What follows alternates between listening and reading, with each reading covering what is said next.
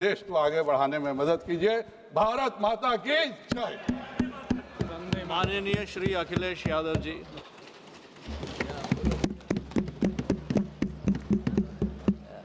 सभापति जी, मैं आपका धन्यवाद देता हूं कि इस महत्वपूर्ण विषय पे मुझे बोलने का आपने अवसर दिया, मौका दिया है। मैं सबसे पहले कांग्रेस पार्टी के नेता मनीष तिवारी जी, जिन्होंने बहुत विस्तार से ये बात रखी, जिन मूल्यों को लेकर के हमारे संविधान निर्माताओं ने इलेक्शन कमीशन को लेकर के जो गठन करने का काम किया कि हमारा लोकतंत्र कैसे मजबूत होगा, उस दिशा में जो बात उन्होंने रखी, मैं अपनी भावना और उनके विचार अपने विचारों से मैं जोड़ता हूं। मुझे खुशी है इस बात की कि सरकार ने इस बात पर चर्चा और मौका दिया हम सबको अपनी बात रखने का। अभी जब मैं भारतीय जनता पार्टी के माननीय सदस्य जी का सुन रहा था बात, तो वो बिहार का इलेक्शन और आने वाले भविष्य में जो उत्तर प्रदेश का इलेक्शन, उस पर भी काफ़ी चर्चा कर रहे थे। सभापति महोदय, मैं कुछ बातें ऐसी कहना चाहता हूं जो हम लोगों ने अपनी आंखों से देखा, और जिस इलेक्शन कमीशन से हमें ये उम्मीद थी कि निष्पक्ष काम होगा, निष्पक्ष कार्रवाई होगी, वो हमें कहीं देखने को नहीं मिली। मैं सबसे पहला उदाहरण ये देना चाहता हूं कि एक रामपुर का बाई इलेक्शन जो लोकसभा का हुआ, जब लोकसभा का चुनाव बाई इलेक्शन रामपुर का हो रहा था, तो भारतीय जनता पार्टी की सरकार के मुख्यमंत्री जी और पूरी भारतीय जनता पार्टी ने यह तय किया था कि समाजवादी पार्टी यहां से नहीं जीतेगी, यहां से भारतीय जनता पार्टी जीतेगी। और ये आशंका हम लोगों को थी कि हर तरीके से हम लोगों को दबाया जाएगा, हर तरीके से चुनाव में धांधली की जाएगी। और जिस समय चुनाव शुरू हुआ, वो चीजें हम लोगों को देखने को मिली। सभापति महोदय, वोटिंग के दिन, जिस दिन वोट पड़ रहा था, उस दिन हम लोगों ने देखा कि किस तरीके से पुलिस और पूरा प्रशासन इस बात पे लगा हुआ था कि कोई भी वोटर घर से न निकले।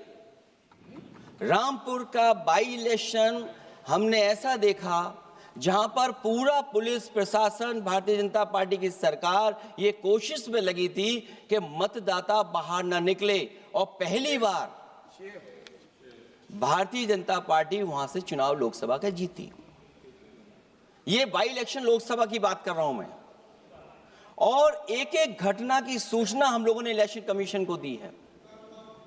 एक एक घटना के पुलिस क्या कर रही है, पुलिस कहां बैरिकेडिंग लगाई है, पुलिस कहां रोक रही है, कौन पुलिस का अधिकारी कहां जा रहा है, डीएम क्या कर रहे हैं, कमिश्नर क्या कर रहे हैं। और उसके बावजूद भी इलेक्शन कमीशन ने एक भी किसी के खिलाफ कार्रवाई नहीं की। अध्यक्ष महोदय, जब हम ये बात समझ गए कि इलेक्शन कमीशन बायस्ड है, अध्यक्ष महोदय, ये जो नए नए लोग इधर से उधर खिसक गए हैं, या ना बोले तो अच्छा ही है। एक मिनट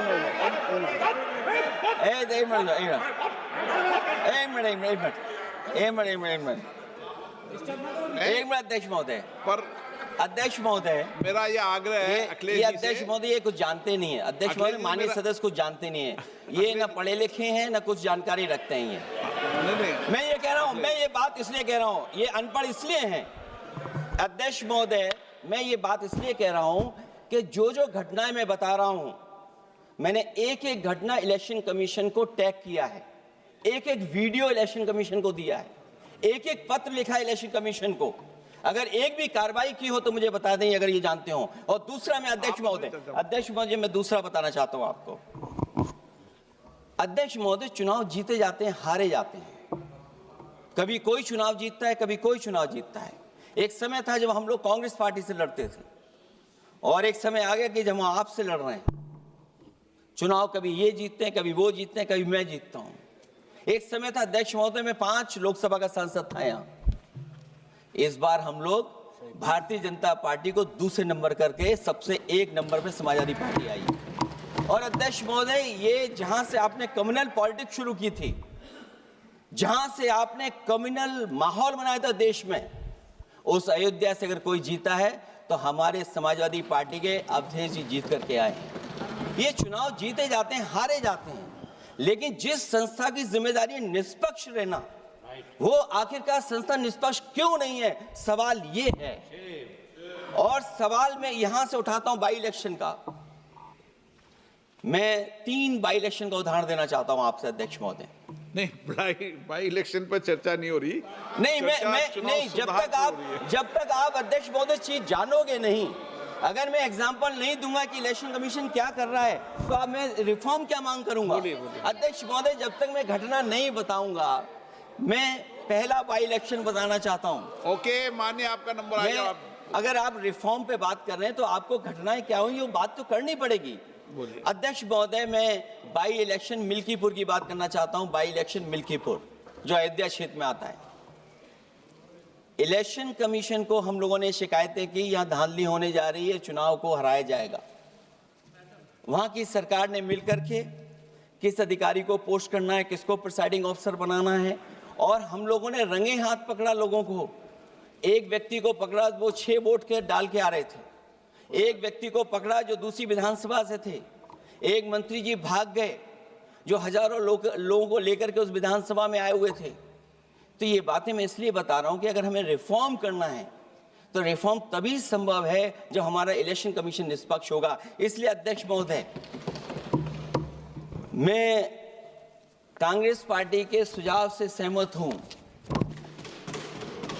कि पहला सुझाव उन्होंने दिया है, और हम समाजवादी पार्टी के लोग भी ये मानते हैं कि जो इलेक्शन कमीशन के अपॉइंटमेंट का जो तरीका है वो तरीका बदला जाए। वो कम से कम ऐसा हो, पारदर्शी हो, निष्पक्ष हो, दिखे कि हमारी भी कुछ भागीदारी है। क्योंकि जो व्यवस्था पहले थी उस व्यवस्था को अगर बदलने का काम किसी ने किया तो भारतीय जनता पार्टी ने किया है। इस व्यवस्था को बदलने का जो सुझाव कांग्रेस पार्टी की तरफ से है, उस सुझाव से हम सहमत हैं। दूसरा सुझाव जो कांग्रेस पार्टी ने दिया है, थोड़े दिनों बाद सुधार आया है कांग्रेस में, इसके लिए हम उनको धन्यवाद और बधाई देते हैं। उन्होंने कहा, और अध्यक्ष महोदय मेरा भी सुझाव है कि इलेक्शन बैलेट पेपर से होना चाहिए, और इसलिए होना चाहिए कि बहुत प्रश्न लग रहे हैं, बहुत उंगली उठ रही है, इलेक्ट्रॉनिक चीजों पे बहुत सवाल खड़े हो रहे हैं, और केवल भारत के अंदर लोकतंत्र में नहीं, दुनिया के लोकतंत्र में। और ये जो लोग कुछ कह रहे हैं इलेक्ट्रॉनिक की बात और टेक्नोलॉजी की बात कर रहे हैं, मैं उनसे कहना चाहता हूं कि भारत और जर्मनी की तुलना कर लें, भारत और अमेरिका की तुलना कर लें, भारत की और जापान की तुलना कर लें, हम कहां खड़े हैं।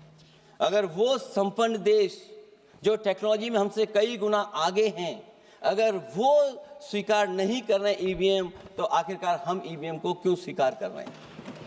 अगर उन देशों में लोकतंत्र है और बैलेट से वोट पड़ रहा है, तो यहाँ पर भी बैलेट से वोट पड़ना चाहिए। और जो मेरी जानकारी जहाँ तक पहुँचती और जानकारी है मुझे, वो जानकारी ये कहती है कि जर्मनी में अगर आप ईवीएम से वोट डालेंगे तो वो अनकॉन्स्टिट्यूशनल माना जाएगा। सोचो, जर्मनी जैसा देश बैलेट पेपर से वोट डलवा रहा है, तो आखिर भारत जैसा देश हम बैलेट पे क्यों नहीं जा रहे हैं।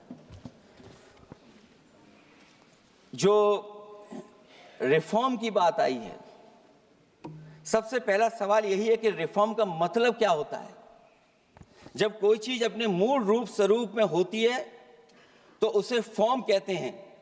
जो वो मूल फॉर्म को खो बैठती है तो डिफॉर्म हो जाती है, और फिर उसी मूल फॉर्म में ले जाने का जो प्रयास होता है वो रिफॉर्म कहलाया जाता है। अध्यक्ष महोदय, सवाल ये भी है कि रिफॉर्म की जरूरत क्यों पड़ी, हमारी चुनावी प्रक्रिया खराब क्यों हुई, उसे खराब किसने किया।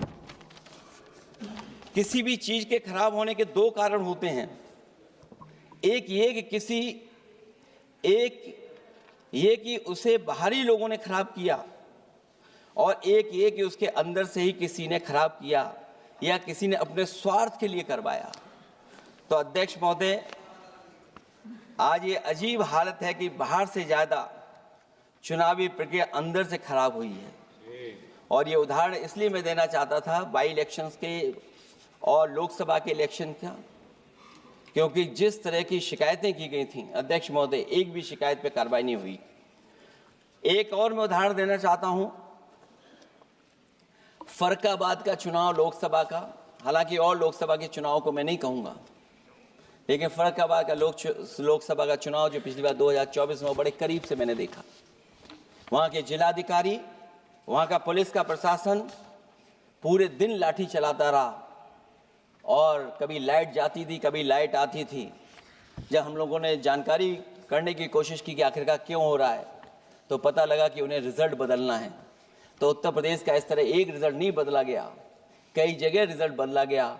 हम इलेक्शन कमीशन के सामने खड़े रह गए कि इलेक्शन कमीशन को बताते रहे कि धांधली हो रही है, लेकिन इलेक्शन कमीशन ने कोई सुनवाई नहीं की।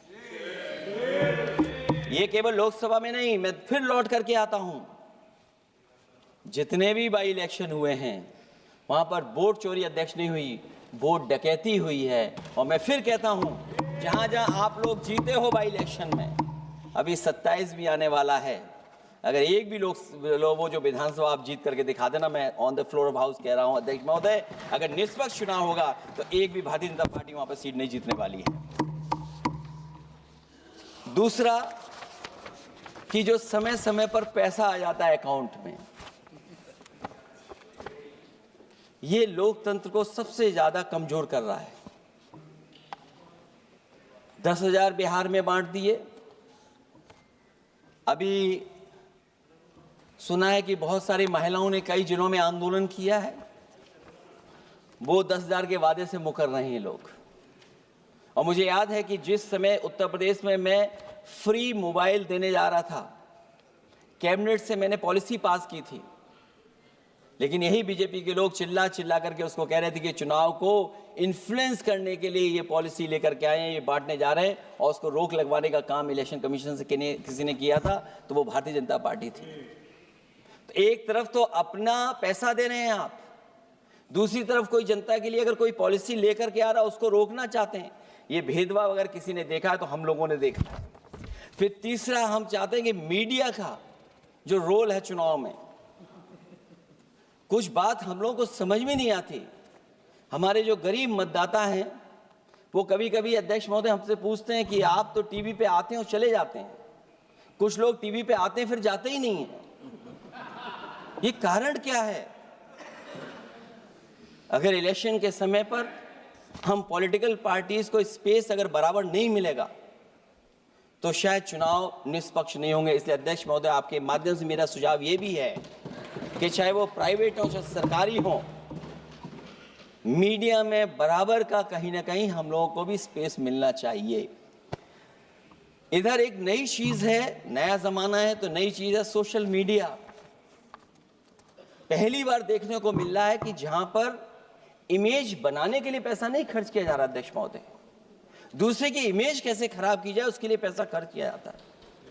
जो नकारात्मक जितना कैंपेन है, मैं अध्यक्ष महोदय दावे के साथ कह सकता हूं, हमारे पास कोई एजेंसी नहीं है, कोई सोशल मीडिया टीम नहीं है जो हम नेगेटिव कैंपेन रन कराते हो, लेकिन भारतीय जनता पार्टी के पास हजारों ऐसे लोग हैं और हजारों करोड़ रुपए इस बात के लिए खर्च करते हैं कि नेगेटिव कैंपेन कैसे रन किया जाए। और जितना जितना चुनाव करीब आता है उतना सोशल मीडिया से लेकर के हर प्लेटफॉर्म पर नेगेटिव कैंपेन अगर कोई कर रहा है तो वो कर रहा है भारतीय जनता पार्टी के लोग।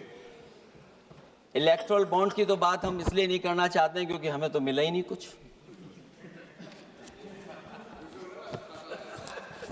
अध्यक्ष महोदय, क्या बात करूं मैं इलेक्टोरल बॉन्ड की?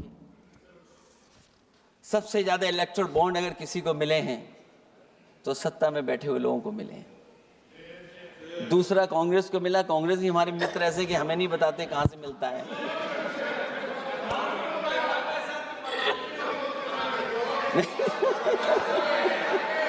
अध्यक्ष महोदय, सबसे ज्यादा चुनावी खर्चा इनके पास, दूसरा खर्चा इनके पास, हम लोगों का भी तो कोई ख्याल रखे अध्यक्ष महोदय, वो आप बता देना। तो ये जो इलेक्ट्रॉन बॉन्ड वाला जो खेल है अध्यक्ष महोदय, ये तो दिखाई देने वाला खेल है। उसमें सोचिए कहां हम लोग टिकेंगे, कहां रीजनल पार्टीज टिकेंगी। इसलिए अगर ये तरीका चुनाव होगा, खर्चा कैसे कम हो, इस पे भी इलेक्शन कमीशन को सोचना चाहिए कि ये खर्चा कैसे कम किया जाए। जहां तक एसआईआर की बात है, जो एसआईआर यूपी में चल रही है, अभी तक 10 लोगों की जान जा चुकी है। बीएलओ जो गांव-गांव जाने की और गली-गली जाने के लिए जिनको काम मिला है, उसमें लगभग 10 लोगों की जान जा चुकी है। 9 लोगों की हमारे पास सूची है। मुरादाबाद में बीएलओ सर्वेश सिंह ने फांसी लगा ली, उन पर काम का बोझ था। 29 नवंबर में बिजनौर में बीएलओ शोभा रानी को हार्ट अटैक हो गया। 29 नवंबर देवरिया लेखपाल आशीष कुमार ड्यूटी के दौरान तबीयत बिगड़ी और फिर उनके बाद मृत्यु हो गई। फतेहपुर में लेखपाल सुधीर कुमार ने शादी के एक दिन पहले फांसी लगा ली। और इस परिवार से तो मैं खुद मिला था जाकर के। अध्यक्ष महोदय, जब परिवार के लोगों से बातचीत हुई तो उन्हें ये बताया उन्होंने कि इतना काम का बोझ था उनके ऊपर, अधिकारी इतना दबाव बना रहे थे कि वो क्या करते। और जो इलेक्शन कमीशन ने, अध्यक्ष महोदय, कहा कि हम ट्रेनिंग देंगे बीएलओ को, मैं ये दावा कर सकता हूं कि उत्तर प्रदेश के बहुत कम बीएलओ को ट्रेनिंग मिली होगी। और यहां मैं कह सकता हूं कि एक भी बीएलओ को ट्रेनिंग नहीं दी गई जो देनी चाहिए थी। और जो बीएलओ लगाए गए हैं, उनका पूरा परिवार लगा हुआ है कि कैसे भी अपने बीएलओ जो परिवार के सदस्य हैं उनकी मदद पहुंचाएं। महिला है, वो फॉर्म नहीं भर सकती, कई बार उसके परिवार के सदस्य लगे हुए हैं कि कैसे फॉर्म भरवाएं हम उनका।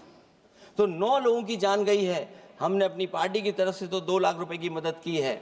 हमारी मांग होगी कि चुनाव आयोग और इस लोकतंत्र को मजबूत करने के लिए जो मदद होनी चाहिए 1 करोड़, और उनको सरकारी नौकरी मिलनी चाहिए।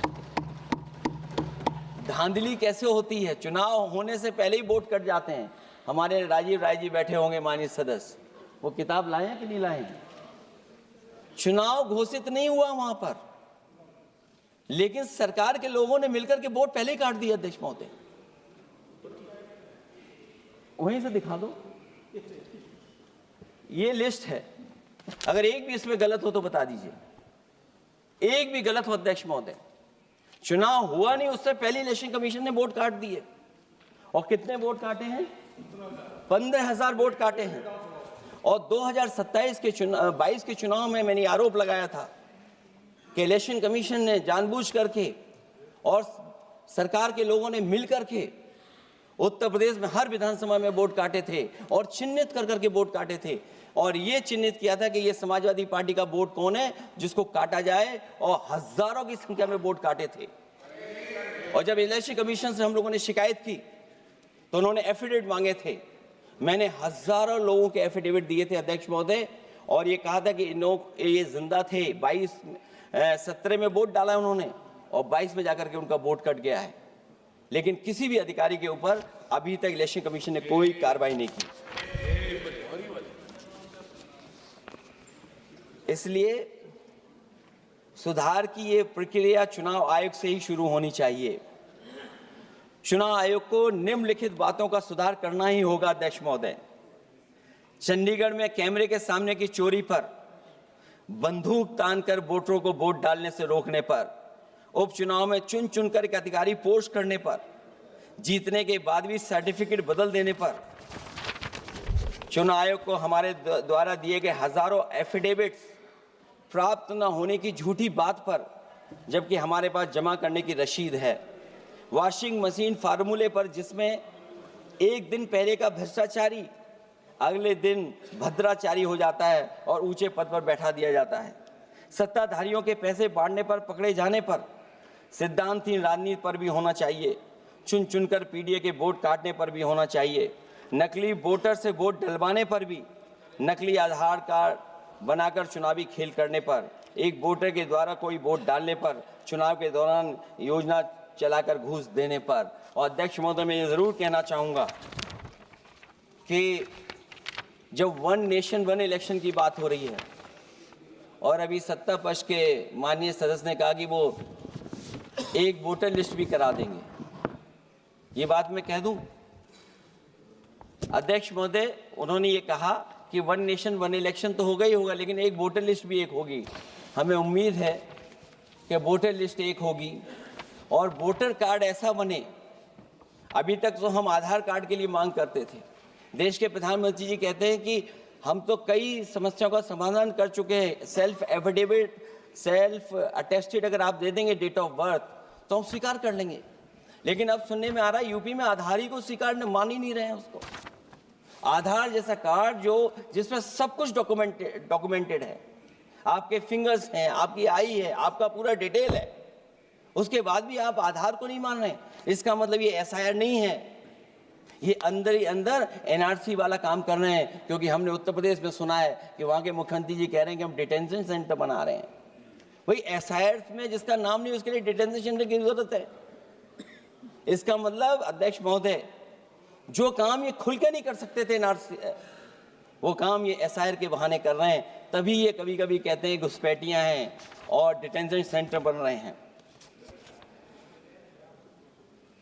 दरअसल सबसे बड़े सुधार की जरूरत यह है कि लोकतंत्र में फिर से भरोसा जगाया जाए। ईवीएम को हटाकर बैलेट से चुनाव कराए जाएं।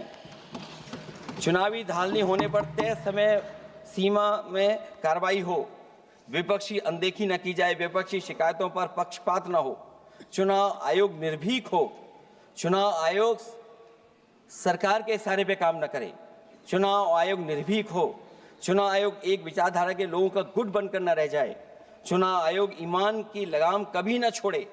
चुनाव आयोग ये ऐतिहासिक जिम्मेदारी समझे कि उसकी आज की गलती देश के भविष्य की सदियों के लिए बर्बाद कर सकती है।